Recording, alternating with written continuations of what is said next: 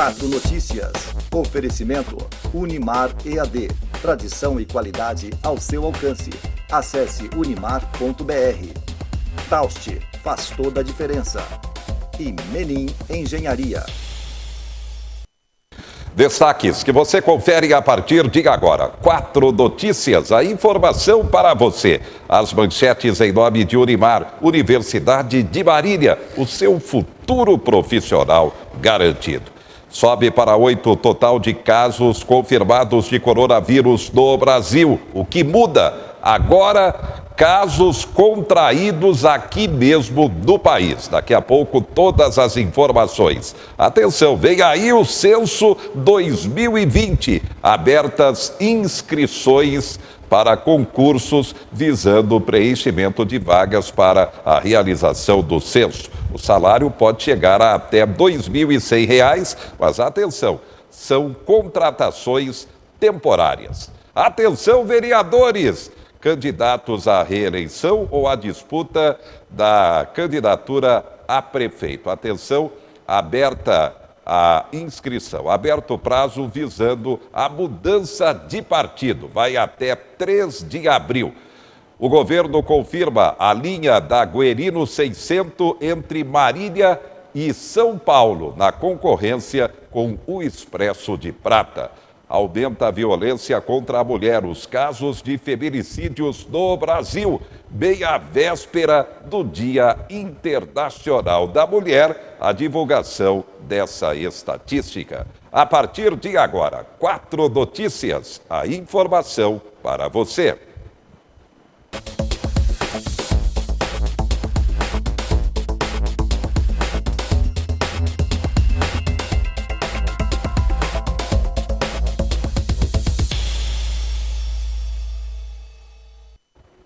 E atenção, o Ministério da Saúde acaba de confirmar, sobe para 8 o número de casos de coronavírus no Brasil. 6 casos em São Paulo, 1 no Espírito Santo e mais 1 no Rio de Janeiro. O que muda é que agora temos casos contraídos no próprio país. Até então, os chamados casos importados, contraídos na Europa. O governo também confirma que há o primeiro registro de transmissão dentro do país. As 2 novas ocorrências em São Paulo são de pessoas que tiveram a transmissão do vírus originada do primeiro caso confirmado do coronavírus no Brasil, um homem de 61 anos de idade que tinha viajado para a Itália. Tá aí, Brasil tem 8 casos confirmados de coronavírus e primeira transmissão interna dentro do país. E dispara também o número de casos suspeitos,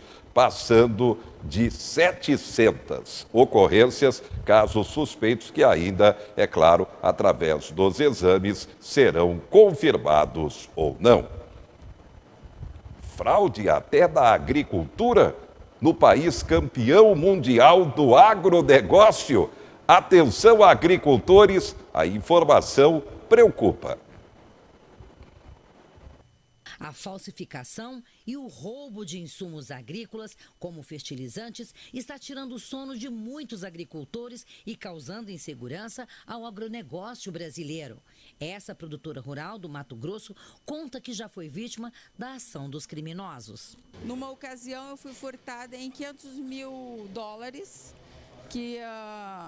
em produtos defensivos, e nessa última situação foi fertilizante, que eu não sei de que forma, quando chegou na propriedade, dentro do bag que deveria ter fertilizante, o que tinha era pedra. Os defensivos agrícolas e fertilizantes representam 40% do custo de produção na agricultura brasileira. Segundo entidades do setor, atualmente,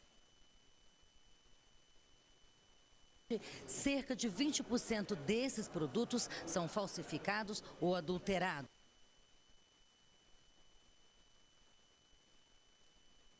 o que resulta em sérios prejuízos para toda a cadeia produtiva, além de uma preocupação com a saúde do produtor e do consumidor. É necessária a atuação em conjunto com Polícia Rodoviária Federal, Polícia Federal, Receita Federal, para que nós, MAPA, com expertise sobre o assunto, façamos ações coordenadas para identificar quais as rotas, quais os produtos, quais tipos de fraudes a gente deve buscar, repreender e apreender. O receio dos produtores é com o nível de sofisticação da adulteração desses produtos, que tem alto valor agregado. Por isso, eles defendem a melhoria nos lacres das embalagens dos defensivos, sugestão que já vai ser estudada pelo governo. Com certeza é possível que o próprio setor crie, junto com o governo, uma forma mais eficiente de proteger contra a contrafação e pirataria. Aí, lamentável. Fraude também no campo.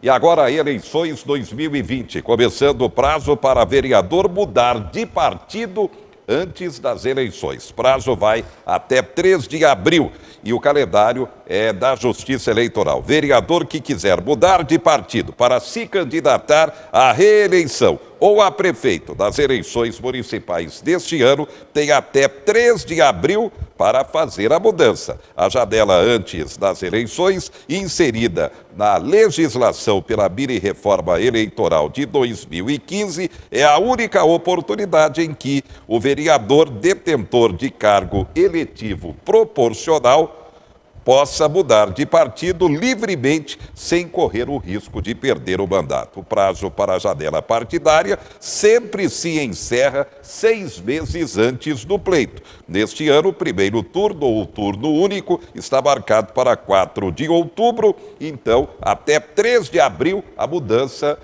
do vereador de partido, se ele quiser. Caso contrário, se mudar depois, poderá ser acusado de infidelidade partidária. Aliás, esse é um assunto muito polêmico no Brasil. Infidelidade partidária. O nosso convidado para comentar o assunto, o jurista Luciano Braz. Doutor Luciano, boa noite. Boa noite, Henrique. Prazer estar aqui novamente com você, com nossos amigos, telespectadores que nos acompanham. Eu só tenho a agradecer por mais um convite. Esse assunto, a infidelidade partidária. O senhor avalia, então? Bom, eu sempre vejo as coisas por 2 ângulos, né? Essa questão da infidelidade partidária e agora abrindo prazo para aqueles que pretendem migrar para um outro partido.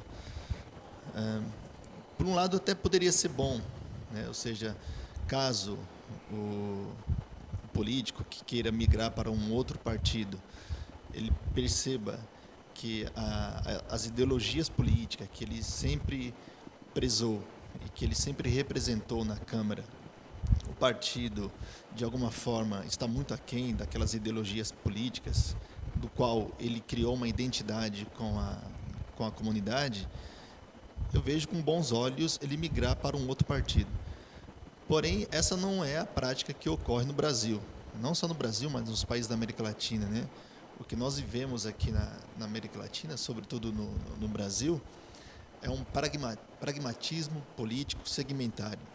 Ou seja, esse pragmatismo, traduzindo para aqueles que nos acompanham em casa, percebe-se que a vida política no Brasil, ela não segue uma linearidade, ou seja, ela muda a cada período. E a grande questão que deve ser levantada, quais são as questões de fundo que são determinantes para que o candidato, ou aquele político que você sempre votou, quais foram as questões que o fizeram mudar de partido, né? Eu acho que viver uma democracia, na perspectiva lato sensu do termo, como se traduzia na Grécia Antiga, é justamente ter essa participação do eleitorado no exercício da sua cidadania. E hoje, atualmente, no século XXI, me parece que essa ideologia política ela está muito aquém daquilo que os gregos pregavam. Então, há que se pensar, há que se questionar, há que se ter muita dúvida a respeito essas mudanças que ocorrem aos 45 do segundo tempo, né? Trocando aqui miúdos. Falta uma educação política da população que atinge não apenas o candidato, como também o eleitor. É isso? Zé Henrique, falando do Brasil, especificamente, né? Se nós formos analisar a história do Brasil, nós tivemos do descobrimento do Brasil até o início do século XIX, nós tivemos praticamente 300 e poucos anos de colônia, dominação dos países europeus, sobretudo Portugal. No início do século XIX, 1800, nas primeiras décadas do século XVIII, nós tivemos o início da República, né, a proclamação da República. E foi uma república caudicante, porque nós tivemos, dentro desse processo da República, nós tivemos dois estados, digamos assim, golpe de Estado, com Getúlio, e depois nós tivemos na década de 60 outro golpe de Estado. Em 1988, o Brasil ele muda a sua característica, né? Surge o que nós falamos de uma Constituição democrática, um país democrático. Só que essa democracia é muito recente, 30 anos, nós já passamos por 2 impeachments. E também teve outras patologias políticas que ocorreram no cenário do nosso país, que revela o quê? Que ainda a maturidade política da sociedade brasileira está muito aquém do esperado. E isso tem uma questão de fundo importantíssima, a questão da educação. Se nós olharmos por que os nossos políticos nunca, na história do nosso Brasil, nunca encararam a educação como uma política de Estado, né? Apesar assim que nas outras áreas, saúde, segurança, moradia, também nunca houve política de Estado. O que nós vivenciamos aqui no Brasil são políticas de governo. E aí volta aquilo que eu disse antes, no início da nossa fala, sobre o pragmatismo que nós vivenciamos aqui no Brasil.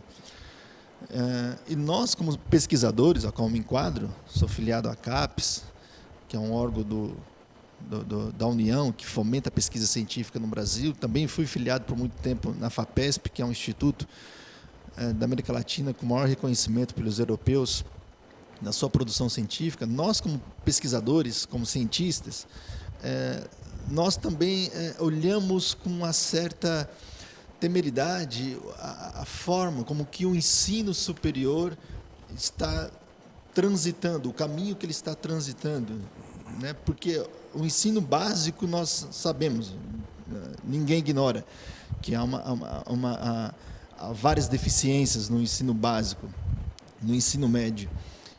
Tinha-se uma expectativa que no ensino superior essas deficiências elas poderiam ser de alguma forma sanadas. E nós percebemos que nos últimos 20 anos, ao invés de ter uma progressão na perspectiva científica no Brasil, sobretudo na área das ciências humanas aplicadas, nós vemos aí muitos pessoas que estão sendo formadas, muitos alunos estão sendo formados no ensino superior, mas que ainda revelam uma deficiência muito crítica no que diz respeito ao exercício da sua cidadania, ao exercício pleno da democracia.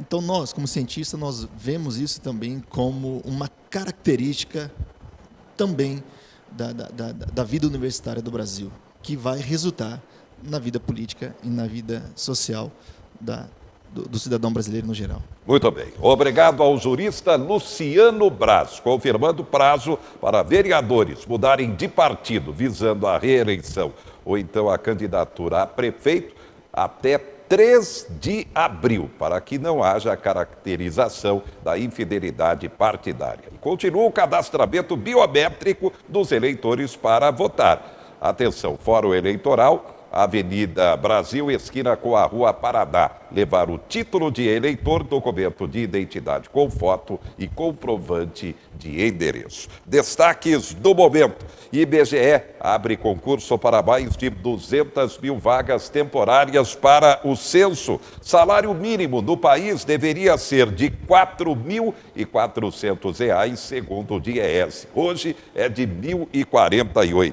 Atenção. 2 milhões, quase 2 milhões de contribuintes já entregaram a declaração do imposto de renda. O prazo vai até 30 de abril. Quem tiver direito à restituição, se enviar primeiro, vai receber também primeiramente, segundo a Receita Federal. E entidades fazem campanhas para a doação de um percentual do imposto a pagar a essas entidades. É uma questão social pouco divulgada. Essa é a grande verdade. Poupança tem saque líquido de quase 4 bi em fevereiro. Saques superando os depósitos. É a falta do dinheiro no orçamento da população. Então, saque líquido da poupança chegando a quase 4 bi. Ao lado de Guedes e outros ministros, o presidente Bolsonaro faz a segunda visita à Fiesp, a Federação das Indústrias do Estado de São Paulo, na capital paulista. Bolsonaro tem uma ligação forte com Paulo Scaff, presidente da Fiesp, consequentemente com o empresariado. Agora, a economia precisa crescer para gerar emprego e renda para que haja consumo. Daqui a pouco você confere. A violência contra a mulher cresce no país. E vem aí o censo do IBGE e contratação para recenseadores. Já, já.